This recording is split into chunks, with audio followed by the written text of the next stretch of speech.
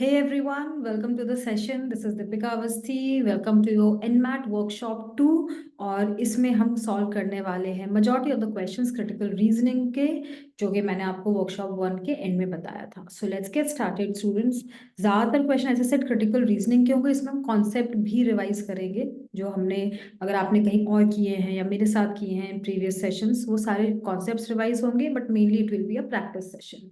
ठीक है चलो सो स्टार्ट करते हैं now whenever we solve a critical reasoning question students एक बेसिक पहले आइडिया दे देती हूँ राइट ये सारे हम of course past year questions कर रहे हैं पर कैसे करना है सो बेसिक आइडिया इज देखो जो पैराग्राफ है ऊपर आपको गिवन है that is known as argument right उसको हम पैराग्राफ या आर्ग्यूमेंट टेक्निकल टर्म्स में बोल सकते हैं then there is a question stem right let's say seriously weakens या वीकन्स मुझे यहाँ पे क्या करना है वीकन करना है आर्ग्यूमेंट को हो सकता है यहाँ पे लिखा हो support the argument find the assumption जो भी लिखा है वो उस पर मुझे ध्यान देना है और फिर अकॉर्डिंगली आंसर फाइंड करना है मतलब अगर मुझे बोला है वीकन तो I have to find opposite reverse of what is mentioned above if अगर मुझे पूछा गया है कि सपोर्ट करो तो जो भी लिखा है उसके सपोर्ट में मुझे ऑप्शंस देखने हैं also comparison is very very important because ऐसा नहीं है कि लाइक क्या बोलते हैं एक मुझे अच्छा लग रहा है तो सब गलत ही होंगे sometimes you compare two close options and end up getting जो भी बेटर है दैट सो चलो रीड करते हैं ये I give you a minute to read everyone आप पढ़ लो and then will solve it together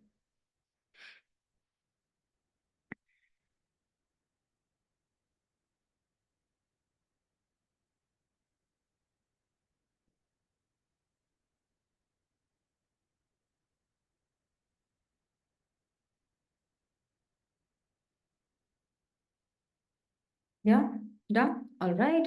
The extent to which a society is really free can be gauged by its attitude towards artistic expression. Okay. हम कितनी society कितनी free है वो हम देख सकते हैं उसके आर्टिस्टिक एक्सप्रेशन से freedom of expression can easily B violated even in the most outwardly democratic of societies okay when a government arts council withholds सो ठीक है हमारे बहुत डेमोक्रेटिक जहाँ पे सबका अपना अपना अपना ओपिनियन है वहां पे भी फ्रीडम ऑफ एक्सप्रेशन शायद लोग रोक दें डेमोक्रेसी में भी ऐसा होता है इसलिए किसी भी गवर्नमेंट में या कोई भी आर्ट्स काउंसिल आर्ट्स के ग्रुप है अगर वो फंडिंग रोकते हैं विथहोल्ड फंडिंग रोकते हैं from a dance performance that's members deem obscene अगर उनके मेंबर्स को लग रहा है कि ये डांस परफॉर्मेंस ठीक नहीं है उसको हम फंडिंग नहीं देंगे राइट इस ग्रुप को नहीं देना है So the voices of few bureaucrats have in fact censored the real obscenity of repression. तो actually उन्होंने censor of मतलब basically repress करना भी अपने आप में एक obscenity या bad behavior है is what they are saying ठीक है so based on that what weakens the argument अब आप देखो पहले तो हमें argument को समझना ही बहुत जरूरी है we misunderstood the argument तो आंसर तो फिर गलत ही आता है तो आपको लास्ट में जो लास्ट की फ्यू लाइन से you have to focus more there so maybe you can read one more time go through the options process of elimination पहले देखो क्या आंसर डेफिनेटली नहीं होगा एलिमिनेटेड दो एटलीस्ट निकालने की कोशिश करो और जो दो आपको कंफ्यूजिंग लग रहे हैं शायद हो सकते हैं क्लोज है उसमें फिर हम डिस्कस करेंगे ठीक है so one more minute for you to go through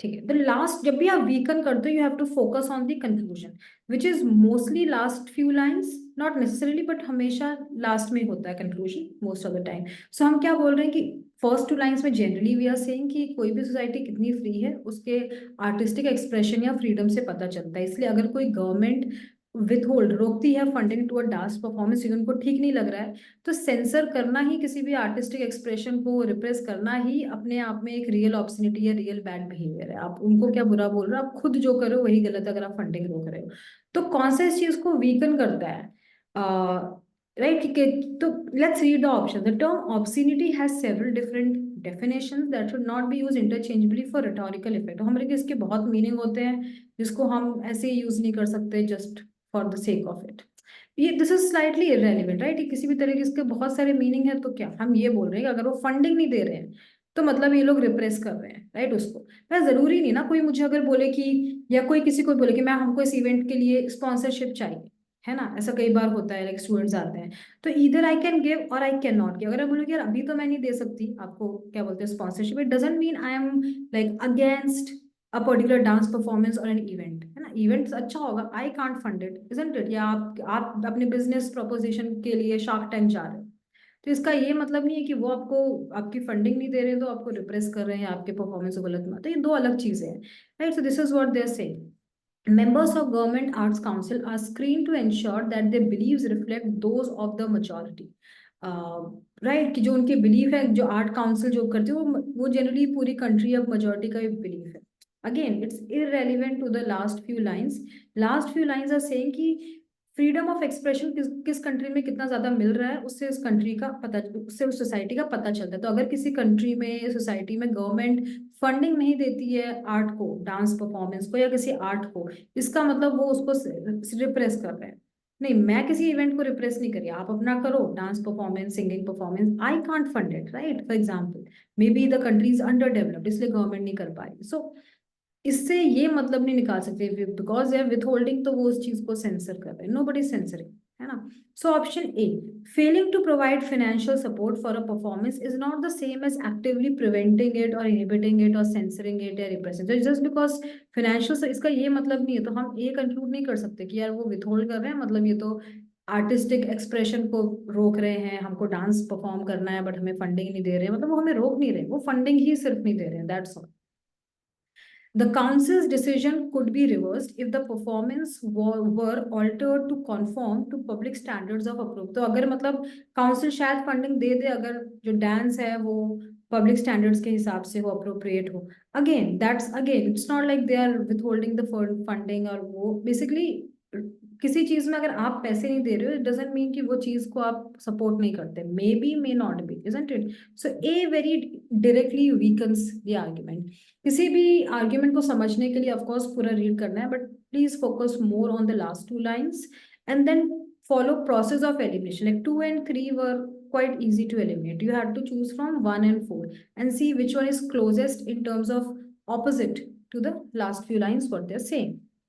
Okay, next one everyone. Which of the following can be reasonably inferred from these statements above? Let's read. पढ़ो आप ये, I'll give you a minute.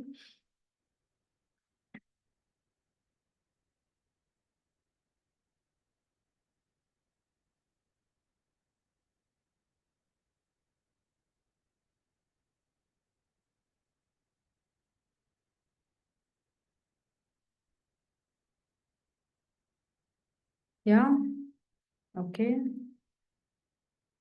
Done reading? ठीक है, चलो। Techniques to increase productivity, second. Techniques to increase productivity in the performance of discrete tasks by requiring less human labor in each step of the production process are widely utilized. Productivity मतलब आपका काम double हो जाए या triple हो जाए in the same day. अभी आप कुछ काम कर रहे थे जो आपको फॉर एग्जांपल 4 घंटे लगाना था, अब आपके पास कुछ मशीन है, कुछ है जिससे आप वही सेम काम को 4 मिनट्स में, 4 मिनट में कर दे रहे हो। तो हम बोले कि बहुत प्रोडक्शन प्रोसेस में स्पेशली वाइडली यूटिलाइज होता है, right? Consultants on productivity enhancement point out, पर जो कंसल्टेंट्स है, जो एडवाइस, वो ये बोलते हैं however that although these techniques achieve their specific goal, आपका जो गोल है वो तो अचीव हो जाएगा कि भाई मैं अब 4 घंटे की जगह 4 मिनट में I am able to print a book for example because of this better printing machine. But उसमें बोला कि उसमें कुछ ड्रॉबैक्स भी हैं। आप गोल तो अचीव करते हो, वो काम बढ़ जाता है, ऐसे ना आपके जो आउटपुट है वो ज्यादा हो जाता है इन लेस टाइम, राइट? अभी आप एक दिन में 10 बुक्स प्रिंट कर रहे थे, अब इतनी अच्छी प्रिंटिंग मशीन को हजारों लाखों बुक्स प्रिंट करो, तो ठीक है, दैट हैपेंस। बट एक ड्रॉबैक भी क्या है? They offer instil enough resentment in the workforce eventually lead to a slow down. मतलब लोगों को लगता है अरे अब मैं पहले लास्ट ईयर में एक दिन में 10 चेयर बनाता था, अब आजकल मैं 100 चेयर बना रहा हूँ, पर फिर भी मतलब मेरा वो लेवल नहीं बढ़ रहा है या पैसे नहीं बढ़ रहे हैं या क्या बोलते हैं, मेरा कुछ पोजीशन नहीं बढ़ रहा है। तो जब ऐसा होता है प्रोडक्टिविटी इंक्रीज, तो वर्क फोर्स में थोड़ा सा रिसेंटमेंट या गुस्सा आ जाता है, जिससे कि फिर वो काम भी नहीं करते, एक स्लो डाउन हो जाता है प्रोडक्शन प्रोसेस में एज अ होल। सब लोग को लगता है वैसे पहले से तो ज्यादा ही हो रहा है ना, और ठीक है क्या ही फर्क पड़ता है, more like that. So what we can infer कि अभी भी लास्ट टाइम 10 बना रहे थे एक दिन में चेयर, इस साल हम लेट्स से 100 बना पा रहे हैं, नहीं भी एक दिन काम करेंगे ठीक से तो भी 50 तो बन ही जाएगा ना, it's still better than before, है ना, like that. So this is what we are saying कि ऑफ कोर्स प्रोडक्टिविटी बढ़ाने से गोल्स तो अचीव होते हैं जो हमें चाहिए अच्छे से, बट देन वर्क फोर्स में थोड़ा गुस्सा आता है, रिजेंटमेंट आता है बिकॉज दे वर्किंग मोर, इससे फिर ओवरऑल पहले से ज्यादा काम, इसलिए ओवरऑल स्लो डाउन हो जाता है। जो होना चाहिए प्रोडक्टिविटी टेक्निक से जो लेवल का प्रोडक्शन वो नहीं हो पाता है. सो लेट्स सी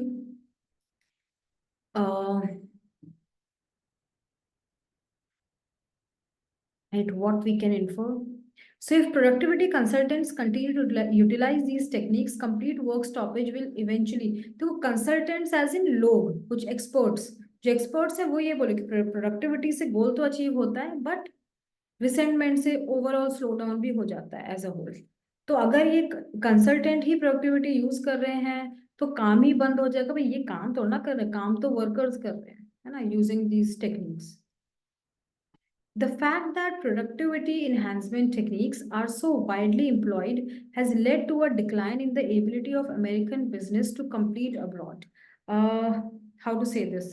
देखो, again this American business and everything, ये तो बहुत इररेलेवेंट. हमको इन्फर्ड पूछे तो एटलीस्ट वो चीज लिखी होनी चाहिए. देखो सेम थिंग डिफरेंट वर्ड्स में हो सकती है, ऐसा नहीं कि एग्जैक्ट सेम हो, बट ये तो अलग ही कुछ हो गया है ना अमेरिकन बिजनेस, तो ये तो बहुत ही आउट ऑफ स्कोप हो गया. So this one we will remove. Productivity enhancement techniques do not attain their intended purpose and should not be employed in the workplace. So productivity enhancement है techniques, वो अपना purpose ही नहीं, गोल नहीं, अपना purpose और गोल तो अचीव कर लेती है, इसलिए ऐसा नहीं कि अब एम्प्लॉय नहीं करना चाहिए. उससे रिजल्ट ये होता है कि स्लो डाउन हो जाता है. So we are not looking for suggestion कि प्रोडक्टिविटी से अब ठीक है, ये तो अब करते ही नहीं है, लेकिन let's not employ it in our workplace. No, we need to maybe, like, we are just saying it leads to slow down overall.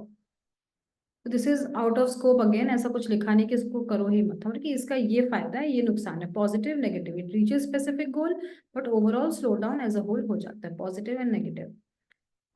सो ये एक्स्ट्रा भी information. Ironically an increase in the productivity of discrete task may result in decrease in the yes. अगर productivity हमारे किसी individual task में increase होती है ना, मैं पहले लास्ट ईयर एक दिन में 10 चेयर बना पा रही थी, अब मेरे पास अच्छी मशीन आ गई है तो मैं 100 चेयर बना पा रही हूँ. मैं लास्ट ईयर एक दिन में 10 बुक्स प्रिंट कर पाती थी, अब आज मैं 100 कर पा रही हूँ. तो उससे उससे लोगों को लगता है कि हम वैसे भी ज्यादा ही काम कर रहे हैं, पहले से बेटर ही हो रहा है, so we can maybe relax and chill or something like that. So it results in decrease in the productivity. That's why you slow down in the production process as a whole, of the full production process. So this is the most relevant and closest to the given information. And yeah, this is a correct answer. Yeah, clear hai? Chalo. The argument above assumes that. Chalo, read karte hain question. The increase in the number of newspaper articles exposed as fabricate, मतलब fake stories, ऐसे ही कुछ भी किसी के बारे में लिख दिया, सही भी नहीं है. So fake stories, fake articles, right? कुछ भी. So the increase in the number of newspaper articles exposed as fabrications serve to bolster the contention, means the opinion or the discussion, that publishers are more increased in boosting circulation than in printing the truth. मतलब basically इतने सारे आप newspaper देखो अगर articles को, इतने fake stories होते हैं, जैसे सब ये बात मतलब पक्की हो जाती है कि पब्लिशर्स को सर्कुलेशन में ज्यादा इंटरेस्ट है. सर्कुलेशन ऐसे नहीं कि उनके न्यूज़पेपर ज्यादा से ज्यादा बिके, rather than सच लिखने से ज्यादा, कि भाई जो भी ये सच लिखेंगे, whether someone buys or like buys newspaper और सर्कुलेशन इंक्रीज होनी चाहिए. आज 100 लोग ले रहे हैं, कल 200 लोग लेंगे, इतना इंटरेस्टिंग न्यूज, और फिर 300 लोग लेंगे, वो होना चाहिए. Even minor publication have staff to check such oblivious fraud. हम बोले कि छोटे छोटे जो न्यूज़पेपर के जो ऑफिसेस होते हैं उसमें भी स्टाफ होता है कि इस तरह के वो फ्रॉड को या नकली कोई न्यूज़ को एडिट करके हटा के असली देते हैं. तो फिर ऐसा बाकी न्यूज़पेपर क्यों नहीं इस चीज को फॉलो कर रहे हैं, isn't it? तो हम क्या अज्यूम कर रहे हैं in this question? Yes, just go through the options. Let me know your answer.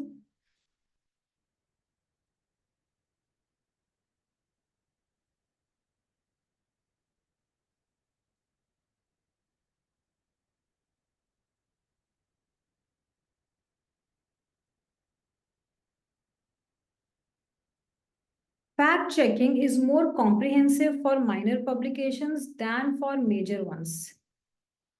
Again ऐसा नहीं है कि इज मोर माइनर में होता है, दैट्स नॉट अगेन मेन. हम बोले कि माइनर में भी स्टाफ है तो बाकी में फिर क्यों, मतलब फैब्रिकेशंस हैं या फेक स्टोरीज हैं फिर, इजंट इट? ऐसा नहीं कि इसमें मोर है और बाकी में लेस है. हम बोले बाकी में कोई ध्यान ही नहीं है. No, that's what we can infer. So it's not like less कि है तो पर इतना ध्यान नहीं है ही नहीं, right? There are generally fabrications. Everything a newspaper prints must be factually, वो तो होना ही चाहिए, बट इट्स सजेशन। सजेशन हमें कभी भी चूज नहीं करना है, शुड भी ऐसा होना चाहिए, वो तो ठीक है, क्या लिखा क्या है हमें सिर्फ वही देखना है। ठीक है। So 1 2, newspaper stories exposed as fabrications are reason, तो मतलब ये आजकल की बात है कि इतनी पहले तो ऐसा नहीं होता था। Again nowhere it is written कि आजकल होता है या पहले होता है, extra information. Only recently have newspapers admitted to publishing fraudulent stories, again intentionally, कि जानबूझ के लोग फेक स्टोरीज करते हैं, ऐसा नहीं, गलती से हो जाता है। तो 3 and 4 again saying the same thing, we don't know it's a recent thing, latest होता है या पहले भी होता था, like you know we don't know, दोनों एक ही चीज है।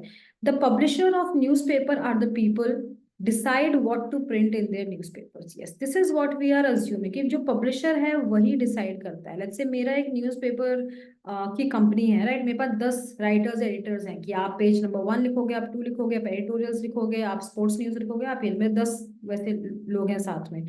तो हम ही अल्टीमेटली डिसाइड करेंगे ना, और फिर जो पब्लिश करेगा, जो हमारे न्यूज पर छापता है, वो छापेगा सके। तो ऐसा नहीं है, हम बोले कि माइनर पब्लिकेशंस जो होते हैं उनके पास भी स्टाफ होता है, तो हम ये अज्यूम करें कि इनका ही अल्टीमेट डिसीजन होता है, क्या पता किसी और का है जो फंड कर रहा हो, कोई पार्टी का हो, पॉलिटिकल जो फंड कर रहा है, उस हिसाब से डिसाइड होता है। सो हम ये अज्यूम करें कि पब्लिशर्स के ही हाथ में है, मतलब अगर वो स्टाफ रखें चेक करने के लिए फ्रॉड को, तो पता भी रख जाएगा, नहीं रखेंगे तो नहीं पता चलेगा, बट ऐसा नहीं है। I think we are wrongly assuming कि पब्लिशर्स के हाथ में सब कुछ है, but not necessarily. When fabrications are there, मेरे पास कोई न्यूज़पेपर है, मुझे कोई पॉलिटिकल पार्टी फंड कर रही है, उन्होंने मुझे बोला ऑपोजिट पार्टी के खिलाफ कुछ लिखो, that is fabricated and lie, but a lot of newspaper do that. तो ऐसा नहीं कि हम जानबूझ के या हमको पता ही चल रहा है, but then it's not in the publisher's hand is what we are saying, but we are assuming here that the publishers he decide करते हैं। If that's the case, right, then it supports, are you getting this?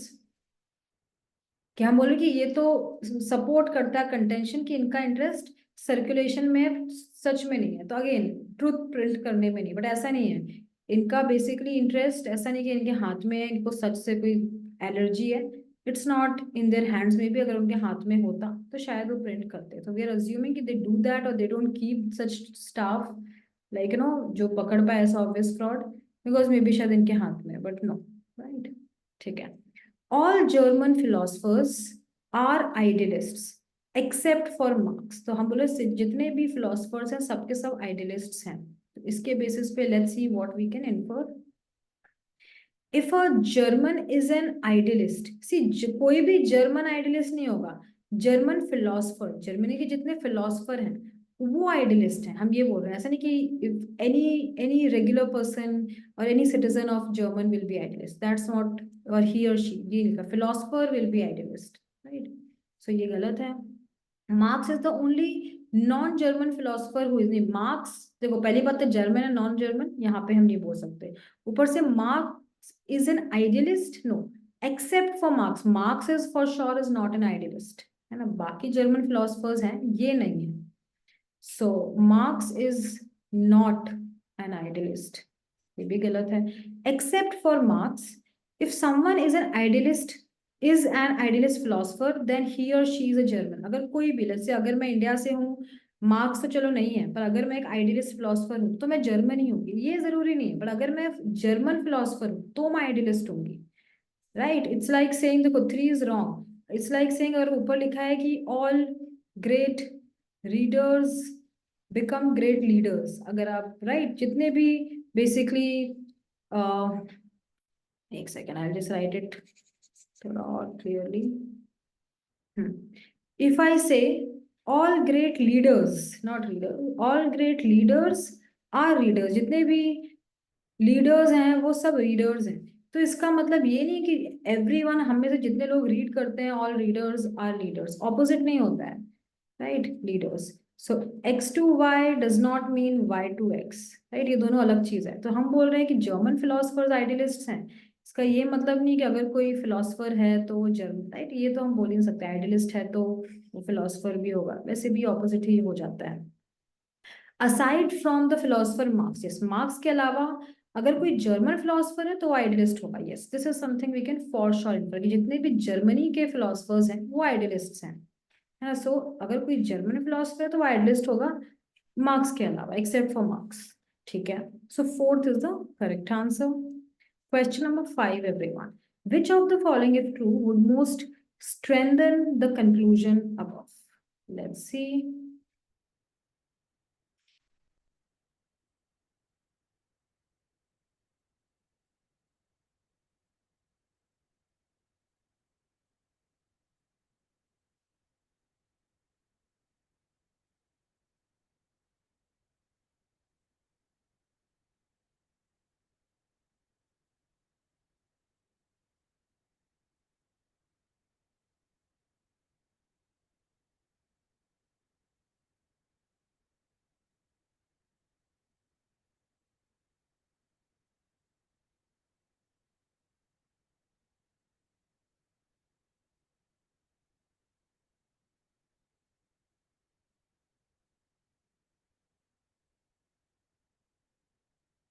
Recent surveys show that many people who have left medical school before graduating suffer from depression. That means, see, understand this. Many people who have left medical school before medical school गए, पर first year में उन्होंने छोड़ दिया. They didn't continue their medical school. और हम बोले कि वो उस टाइम पे डिप्रेशन से सफर कर रहे थे. So इसका मतलब clearly depression is likely to cause withdrawal from, that means depression की वजह से ही वो शायद मेडिकल स्कूल छोड़ के गए होंगे. और मुझे इस चीज को सपोर्ट करना है कि हाँ, कोई और रीजन नहीं था कि उनके दूसरे करियर प्लान्स थे, या उनको वो कोर्स ठीक नहीं लगा, उनको चेंज करना था जो भी कोर्स है वो कर रहे थे. Nothing like that. डिप्रेशन उनको उस टाइम पे था और वही रीजन था, कोई दूसरा रीजन नहीं था.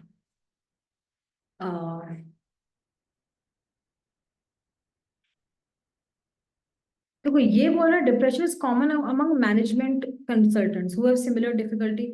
पता नहीं, देखो यहाँ पे सिर्फ बात हुई है medical school and that too students जो गए थे, मतलब उन्होंने मेडिकल कंप्लीट नहीं किया और निकल गए, तो इसमें डॉक्टर तो बने ही नहीं, तो ये मैनेजमेंट का डॉक्टर्स को हम कंपेयर ही नहीं कर सकते. About half of those who leave or leaves medical school report feeling depressed after the decision. मतलब डिसीजन निकलने के बाद, हम बोले कि नहीं, जब वो निकले उसके पहले वो उन्हें रिपोर्ट किया कि वो डिप्रेशन सफर कर रहे थे. इस बार डिप्रेशन की वजह से उन्हें कॉलेज छोड़ा है. isn't it? ऐसा नहीं कि आफ्टर. तो this does not support the above argument. Many medical schools provide psychological counseling for their students. तो ये तो solution हो गया.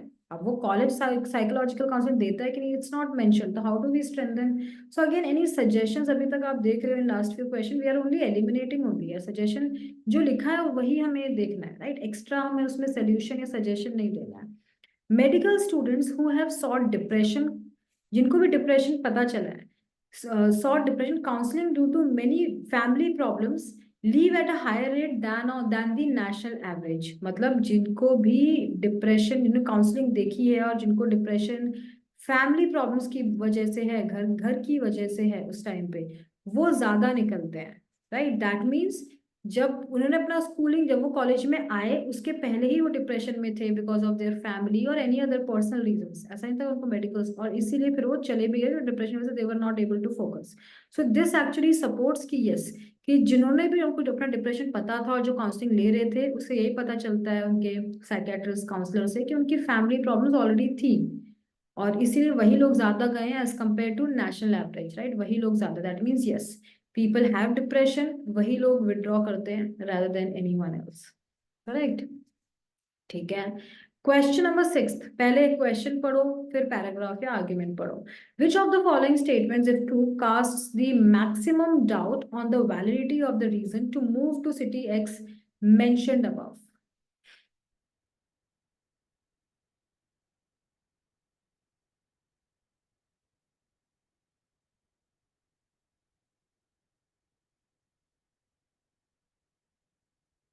यस.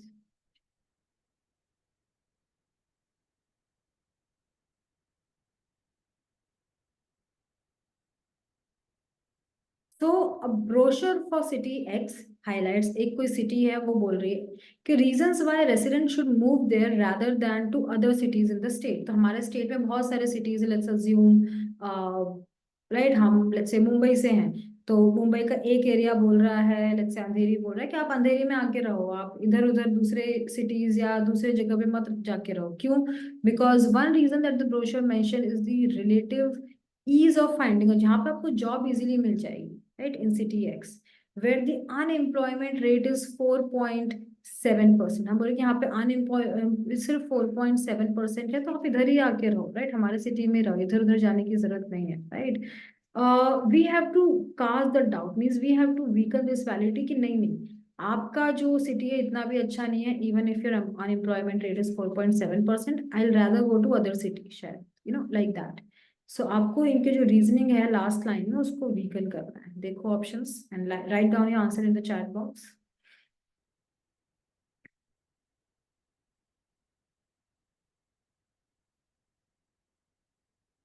है ना, स्टेट मैं आपको बोलती हूँ महाराष्ट्र फॉर एग्जाम्पल। तो अगर इफ आई टेल यू कि यार आप कौन सी सिटी, मुंबई आ जाओ जहाँ पे अनएम्प्लॉयमेंट रेट बहुत कम है, सिर्फ 4.7%, don't go to other cities like let's say Nagpur, Nashik, वहां मत जाओ, है ना, इधर पे आओ, बिकॉज इधर 4.7% है। तो आपको इसको वीकन करना है कि नहीं नहीं, मुंबई से बेटर तो कुछ और है, like that. So other reasons to move to city X include the schools, हमारे दूसरे भी रीजंस हैं, स्कूल सिस्टम है, रिक्रिएशनल एक्टिविटीज है, अच्छा टाइम पास होगा, एवरीथिंग, वो तो ठीक है। पर जो गिवन रीजन है, जो जॉब वाला वो लोग बोल रहे हैं एम्प्लॉयमेंट, आपको उसी को सपोर्ट या वीकन करना होगा, आपको दूसरे रीजंस को नहीं, तो ये नहीं होगा। ऑल्सो आपको वीकन करना, आपको ये नहीं बोला कि हाँ उस सिटी में जाओ ही फॉर जॉब फॉर स्कूल, आपको बोला मत जाओ, we have to basically you have to prove opposite of what city X is saying. The state where city X is located has an average unemployment rate of 3.9%। मतलब जिस state में वो city है, like ये, उस state का average 3.9% है, और इस सिटी का कितना है, ऊपर देखो 4.7। मतलब अगर इतना है तो स्टेट में मतलब और भी सिटीज हैं दूसरे जिनका शायद 3% एम्प्लॉयमेंट रेट होगा या 4 ही होगा, मतलब इससे कम होगा, तो हम वहां जाएंगे ना, हम इधर क्यों जाएंगे, वहां तो और भी इजीली जॉब मिल जाएगी। 4.7% अच्छा है, पर 3% इज मच बेटर ना, 3.9।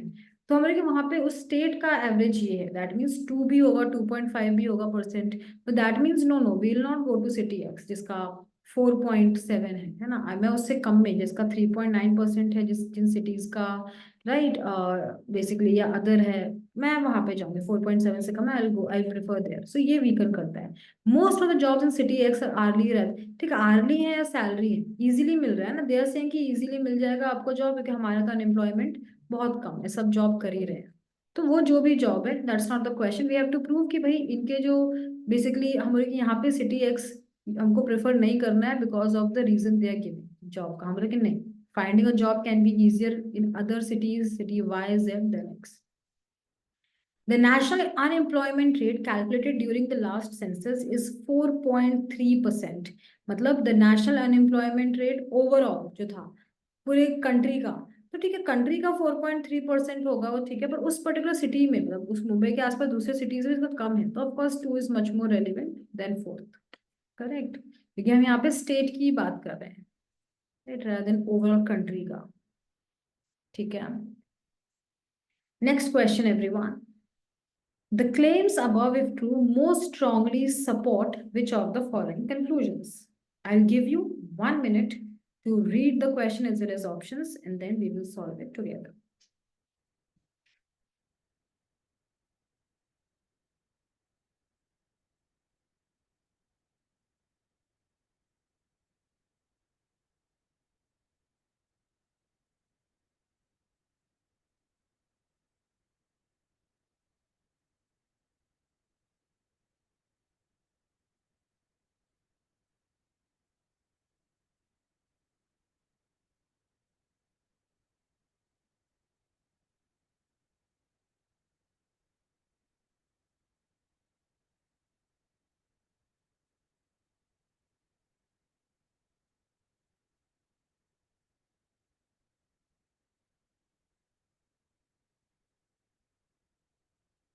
Okay, to be considered for this year's perfect student scholarship, अगर आपको चाहिए perfect student scholarship, अब आपको consider भी होना चाहिए, कि consider भी होना है, nominate भी होना है, तो student needs to have two things: A in every class, मतलब A in all the subjects, एक तो ये, दूसरा perfect attendance record for this year, 100% attendance चाहिए, एक दिन भी एब्सेंट हुए तो नहीं मिलेगी, या बी आया होगा आपको तो नहीं मिलेगी, आपको ये दो चीजें, this plus this. Tina is the only student in this school who has received A's in all of them, मतलब टीना ही टॉपर स्टूडेंट है जिसको ए मिले हैं, बाकी कोई भी ऐसा स्टूडेंट, ओनली स्टूडेंट मतलब इसके अलावा कोई भी पूरे स्कूल में स्टूडेंट नहीं है जिसको ए मिले हैं। शायद वो अटेंडेंस में अच्छे होंगे पर ए तो सबको नहीं है। मतलब टीना को मिल सकती है स्कॉलरशिप और किसी को तो मिलने से रही, but she has been absent in 3 times a way, but Tina doesn't fulfil the second criteria. वो 3 बार एब्सेंट थी तो परफेक्ट अटेंडेंस उसकी नहीं है, परफेक्ट ए तो है, अटेंडेंस नहीं है। तो इसका क्या मतलब है, किसी को नहीं, टू बी कंसिडर्ड, अगर आपको कंसिडर भी होना है, नॉमिनेट भी होना है इसके लिए, तो इसका मतलब every student at the school will be excluded.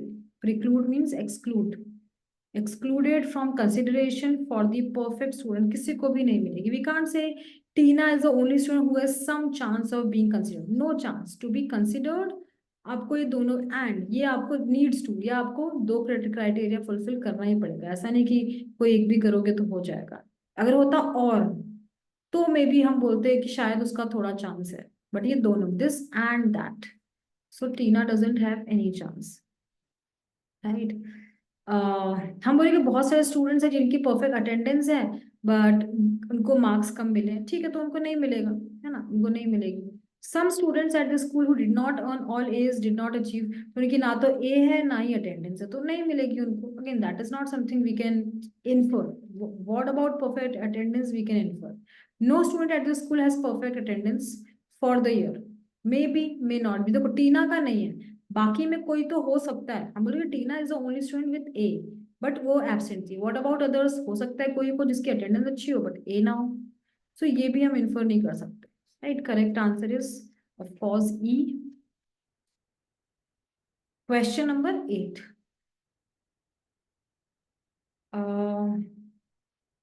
which of the following if true most logically completes the passage above?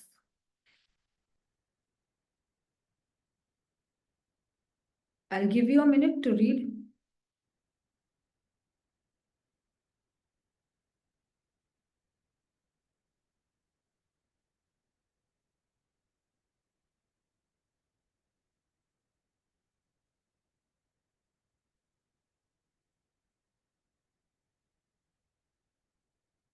Okay, protective coloration is common among animals.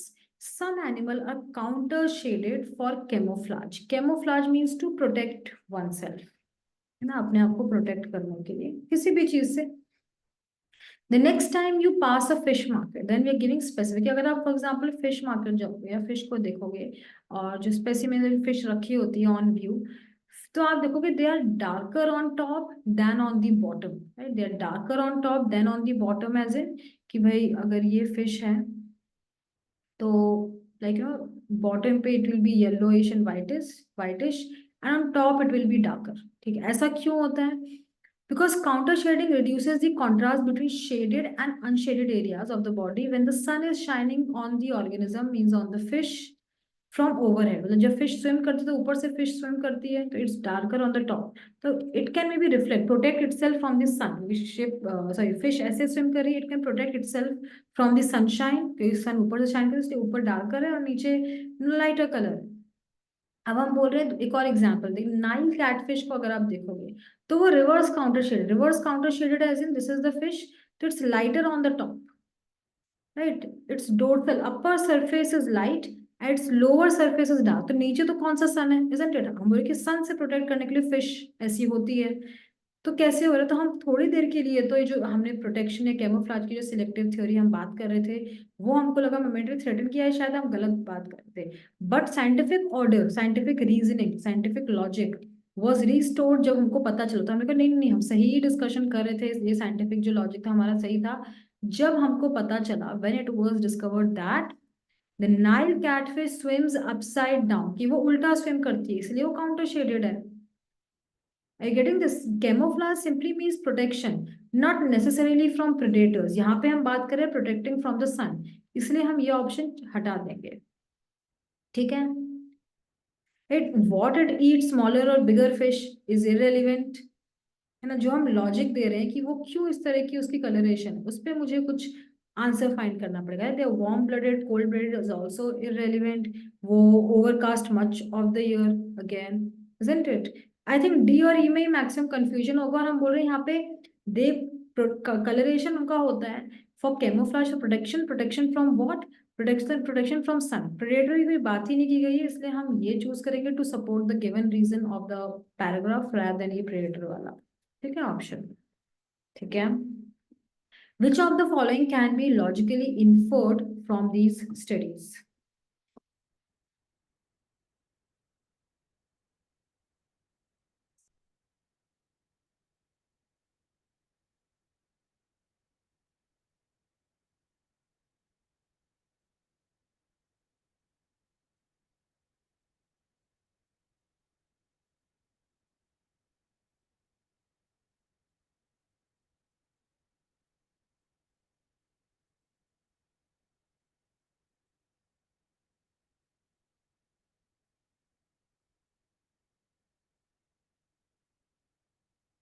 Okay.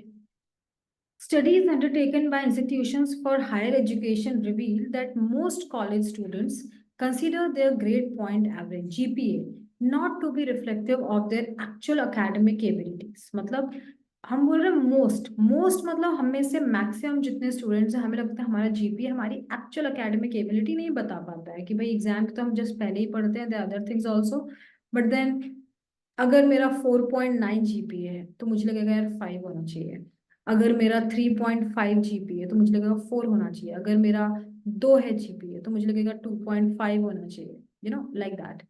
So what can be inferred from this, that's the question, right?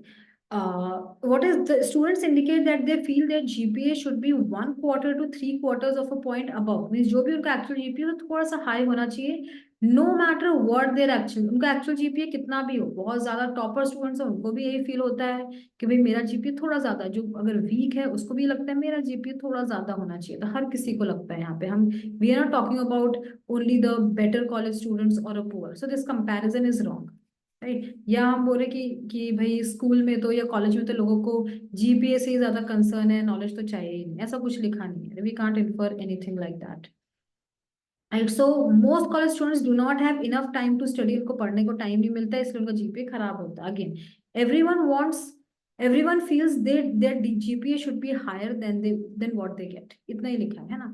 So most college students are not satisfied, yes जो भी उनका GPA आता है वो उससे खुश नहीं है, बहुत अच्छा आता है 4.8 आता है तो भी उनको लगता है थोड़ा और, बहुत कम आता है 2 तो भी उनको थोड़ा और, कोई भी एब्सोल्युटली सेटिस्फाइड नहीं कि ठीक है it reflects my actual academic ability, ये हो सकता है। Most college students feel that a strong GPA, तो बहुत लोग कहते हैं अच्छा जीपीए होगा तो जॉब एम्प्लॉयर्स अच्छे मिलेंगे everything, again out of scope, ऐसा कुछ भी लिखा नहीं है हम कि जीपीए चाहिए होता है to get more, to get better job, isn't it? वो सही बात है अच्छे मार्क्स चाहिए, but it should be mention, we have to infer जो लिखा है, कंपेयर कंपेयर करके most relevant option. Clear everyone? ठीक है, नेक्स्ट क्वेश्चन अगेन इन्फरेंस, देखो।